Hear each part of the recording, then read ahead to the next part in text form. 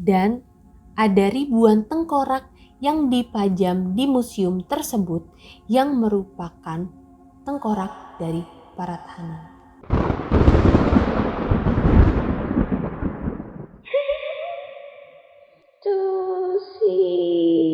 Halo, welcome back to my channel. Masih dengan aku Tusi. Apa kabar kalian semua? Semoga kalian semuanya baik-baik aja dan sehat-sehat aja ya. Amin. Di malam Jumat kali ini, aku akan kembali memberikan kalian cerita, tapi ini bukan Tusi Top 5. Tapi tenang, karena pada video kali ini aku tetap akan memberikan kalian cerita yang cerita yang menegangkan. Bahkan mungkin kalian bisa sampai bilang, gila, ini beneran nih, masih ada yang kayak gini.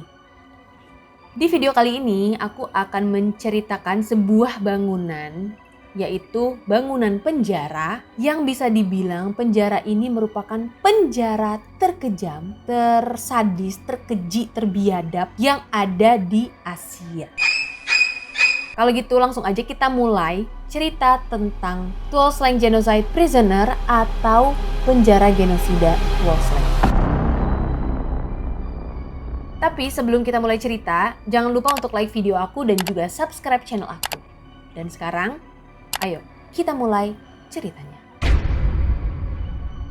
Tuol Sleng adalah sebuah kamp konsentrasi yang dibangun pada rezim Khmer Rouge atau rezim Khmer Merah yang pada saat itu berkuasa di Kamboja. Benar banget, penjara ini terletak di Kamboja dan beroperasi sebagai kamp konsentrasi pada tahun 1975 sampai dengan 1979. Dan kejadian-kejadian kejam ini terjadi baru sekitar 40 tahun yang lalu. Kayak 40 tahun yang lalu tuh masih ada yang namanya kekejaman yang dilakukan dari manusia ke manusia. Jadi kalian harus dengar baik-baik cerita ini. Oke.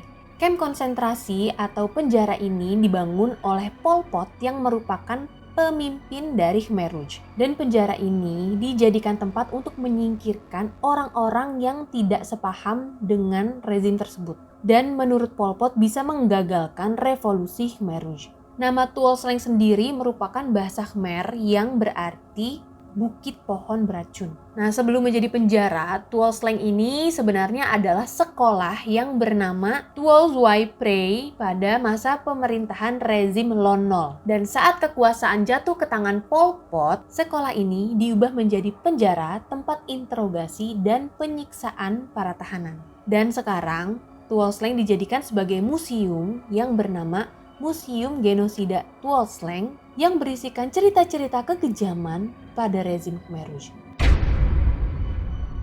Penjara ini memiliki 4 gedung yang diberi nama gedung A, B, C, dan D. Dan keempat gedung ini memiliki cerita kelam selama kekuasaan Pol Pot. Rezim Khmer Rouge ini mengganti nama sekolah menjadi Security Prison 21 atau kodenya adalah S21.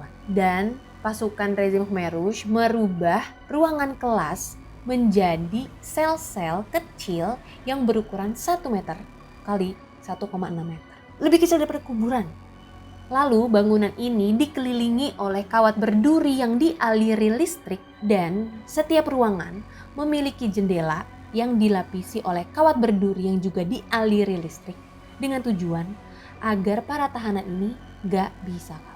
Dari tahun 1975 sampai dengan 1979, ada sekitar 17.000 orang dibunuh dengan keji di penjara tersebut. 17.000 ini bahkan bukan exact number, karena banyak sumber yang menyebutkan kalau korban yang dibunuh di penjara ini bisa sekitar 20.000. Jadi orang-orang yang dibawa ke penjara ini adalah mereka yang merupakan musuh politik dari rezim Khmer Rouge. Awalnya yang ditangkap adalah loyalis dari rezim sebelumnya, yaitu rezim Lon Nol, termasuk tentara pemerintahan dan orang-orang seperti pejabat, guru, dokter, mahasiswa, pelajar, dan lain-lain. Nah, sebelum mereka ini disiksa dan dibunuh, mereka akan diinterogasi dulu. Dan mereka harus menyebutkan dan menceritakan mereka ini keluarganya siapa aja. Terus orang-orang yang deket sama mereka tuh siapa aja. Yang kenal sama mereka siapa aja. Dan temennya itu siapa aja. Nanti dari situ, dari cerita tahanan awal ini, dipanggilinlah itu semua yang mereka sebutkan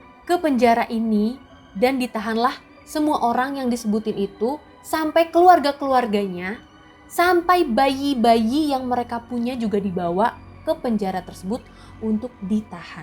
Jadi keluarga dan kerabat dari tahanan awal ini semua dibawa secara massal ke dalam kamp konsentrasi ini untuk diinterogasi dan kemudian mereka akan dibunuh di ladang pembantaian Ekchung. Terusnya, setelah korban-korban dari Khmer Rouge ini sampai di penjara, mereka akan difoto satu persatu dan mereka akan diinterogasi mulai dari masa kecil mereka sampai dengan saat mereka ini dibawa ke penjara. Habis itu mereka dipaksa untuk membuka pakaian mereka dan semua harta benda disita oleh Khmer Rouge. Lalu mereka akan dimasukkan ke dalam sel yang kecil yang tadi ukurannya cuma 1 meter kali 1,6 meter dan kaki mereka diikat dengan rantai besi. Mereka tuh nggak boleh ngomong dengan sesama tahanan dan mereka juga tidur nggak beralaskan apa-apa, nggak ada tikar, nggak ada selimut.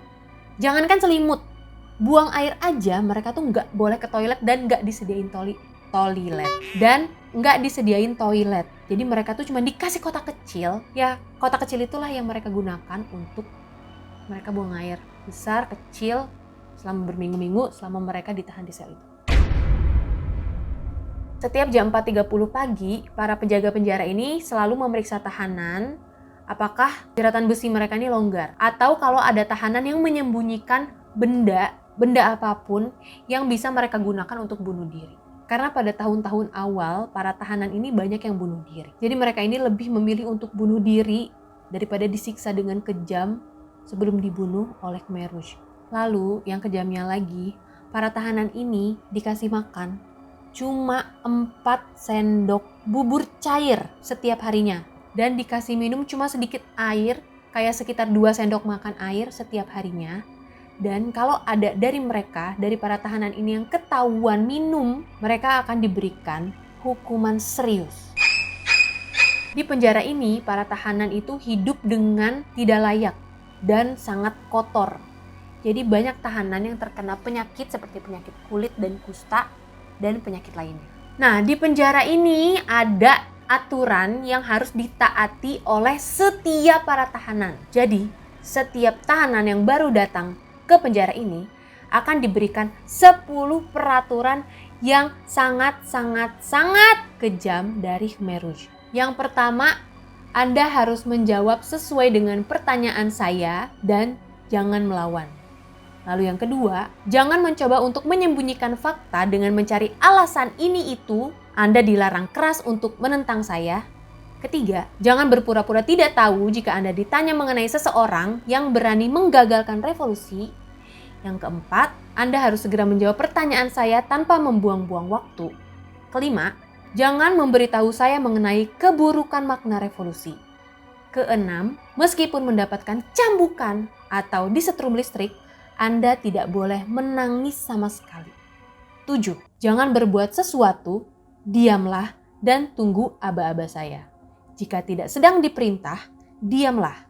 Ketika saya meminta Anda untuk melakukan sesuatu, maka Anda harus melakukannya tanpa memprotes. Kedelapan, jangan berkilah bahwa Anda adalah Kampuchea-Krom, bahasa Khmer, untuk menyembunyikan rahasia ataupun pengkhianatan Anda. Kesembilan, jika Anda tidak mengikuti semua aturan di atas, Anda akan mendapatkan banyak cambukan kawat listrik. Dan yang terakhir, yang ke-10, jika Anda tidak mematuhi semua peraturan saya, Anda akan mendapatkan 10 kali cambukan atau 5 kali disetrum listrik. Para tahanan akan bertahan di penjara ini selama sekitar 2-3 bulan sebelum akhirnya mereka dibunuh. Sistem penyiksaan Tuol Sleng dirancang untuk membuat si tahanan mengakui kejahatan apapun yang dituduhkan kepadanya oleh penculiknya atau oleh orang yang menangkap mereka. Para tahanan ini dipukul dan disiksa secara rutin dengan cara disetrum, dibakar dengan logam panas, lalu digantung, dan juga disiksa dengan perangkat lainnya. Beberapa tahanan ada juga yang disayat dengan pisau dan dicekik dengan kantong plastik. Metode lain yang digunakan oleh Khmer Rouge untuk menyiksa tahanannya adalah mencopot kuku mereka sambil disiram alkohol. Lalu mencelupkan kepala tahanan ke air dengan menggantung mereka. Jadi caranya tahanan ini digantung terbalik, terus di bawah tahanan ada tong air, tong yang isinya air. Terus udah gitu tahanan ini nanti ditarik, diulur sambil dimasukin ke dalam air pokoknya sampai mereka ngaku dan sampai mereka mati. Untuk tahanan perempuan, mereka diperkosa oleh para interogator walaupun yang namanya pelecehan seksual bertentangan dengan peraturan demokratik Kampuchea dan para pelaku akan langsung dieksekusi.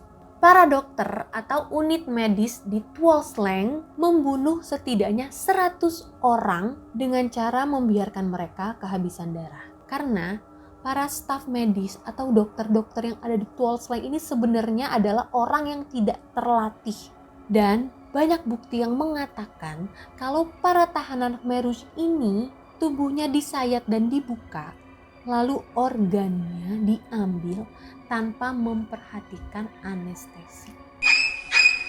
Nah, saat Tuol Sleng ini dijadikan museum, banyak foto-foto yang dipajang dan juga lukisan-lukisan yang menceritakan kekejaman yang dilakukan oleh Khmer Rouge di S21 dan juga alat-alat penyiksaan yang tetap disimpan dan dipajang di Museum Tuol Sleng. Gambar dan lukisan yang aku temukan tentang Tuol Sleng ini bener-bener menggambarkan dan menceritakan kekejaman. Bahkan aku aja tuh kayak gak berani buat lihat. Karena jujur aku tuh takut ngelihatnya, sumpah. Ngeri, kejam. Dan gak tega ngelihat muka orang-orang tahanan ini. Kayak mereka punya muka pasrah dan mereka tahu kalau mereka tuh akan dibunuh.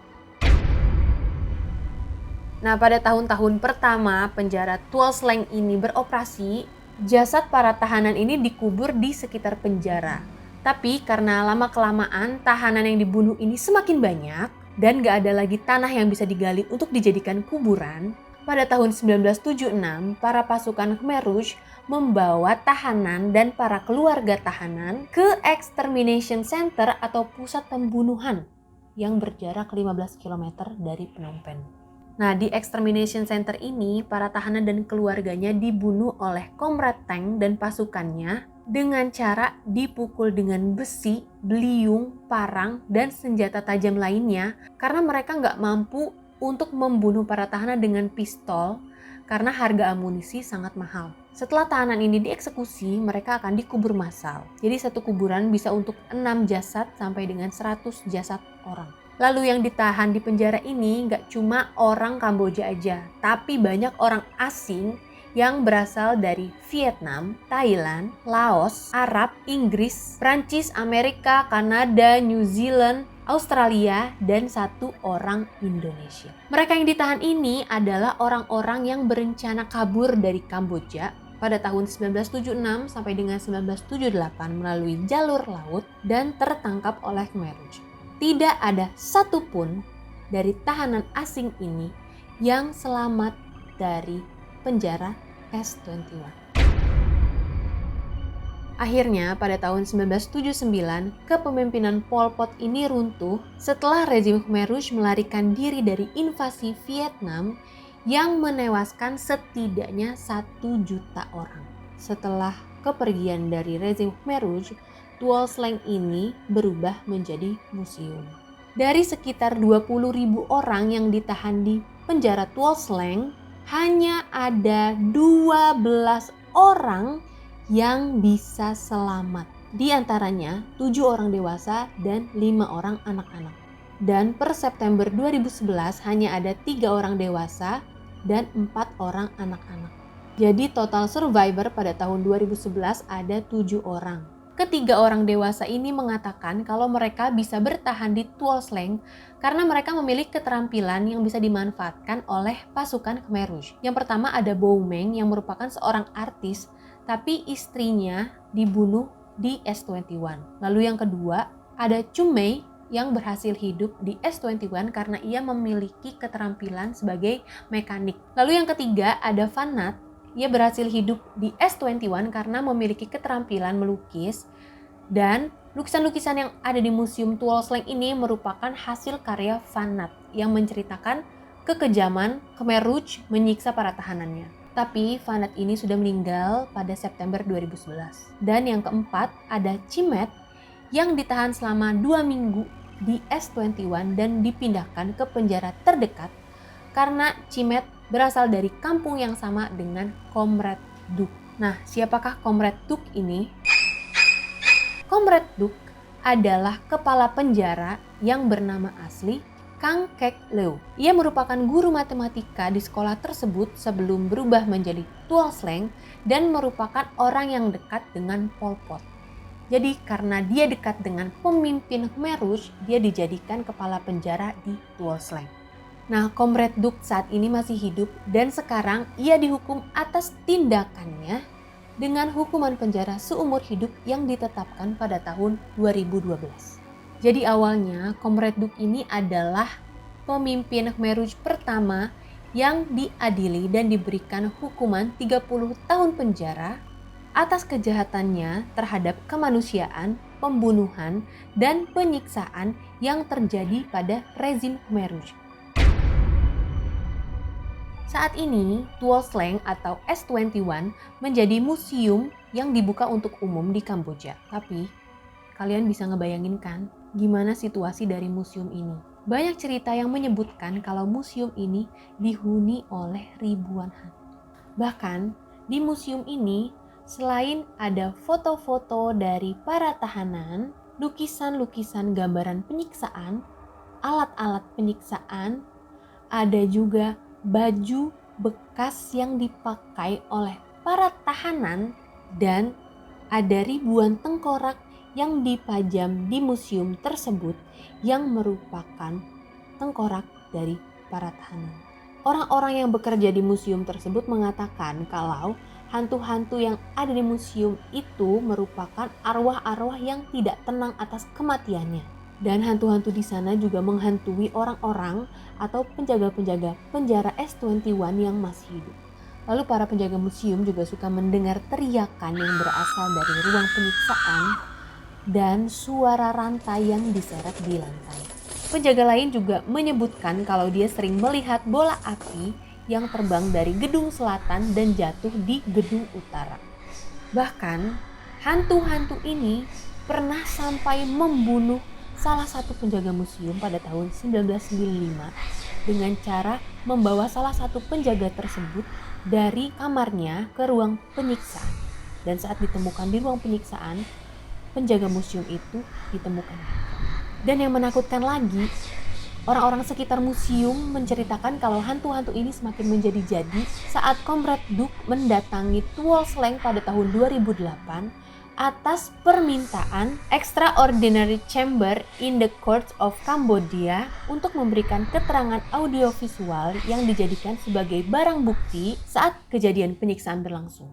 Sampai sekarang ini, Museum Tuol Sleng masih berdiri tegak dan menjadi saksi bisu kekejaman Khmer Rouge di Kamboja yang menjadi sejarah terkelam pada negara itu.